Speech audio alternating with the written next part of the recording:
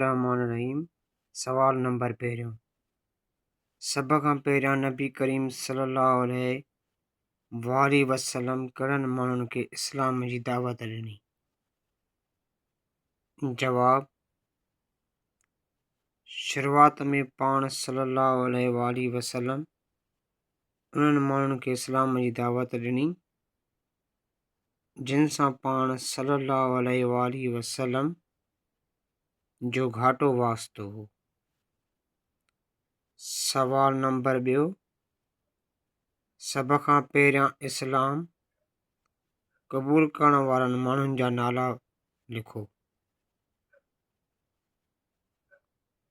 जवाब: सभ खां पहिरियां हज़रत ख़दीजा रज़ी अल्लाह ताला अन्हा रसूलुल्लाह सल्लल्लाहु अलैहि वसल्लम ते ईमान आंदो। मर्दनि में हज़रत अबू बकर सिद्दीक़ रज़ी अल्लाह ताला अन्हु, ॿारनि में हज़रत अली रज़ी अल्लाह ताला अन्हु ऐं ग़ुलामनि में हज़रत ज़ैद बिन हारिस रज़ी अल्लाह ताला अन्हु सभ खां पहिरियां इस्लाम क़बूल कयो। सवाल नंबर 3। हज़रत अबू बकर सिद्दीक़ रज़ी अल्लाह ताला अन्हु जी दावत सां कहिड़ा माण्हू इस्लाम में दाख़िल थिया?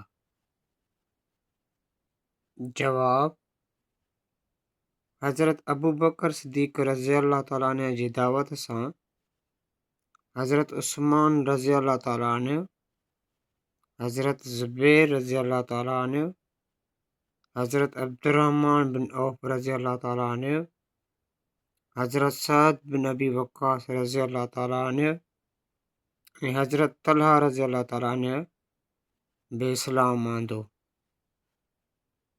सवाल नंबर 4।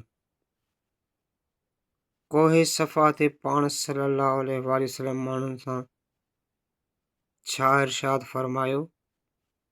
माण्हुनि खे मुखातिब थींदे पाण सल्लल्लाहु अलैहि वसल्लम छा इरशाद फरमायो? जवाब: पाण सल्लल्लाहु अलैहि वसल्लम माण्हुनि सां मुखातिब थींदे फरमायो त जेकॾहिं मां तव्हांखे ॿुधायां त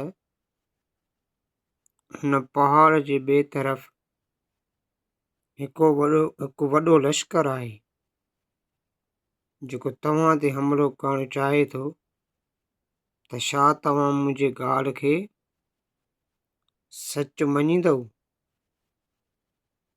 त उते जेके माण्हू मौजूदु हुआ उन्हनि सभिनी चयो, हा, जी हा, छो जो तव्हां कॾहिं कूड़ न ॻाल्हायो आहे।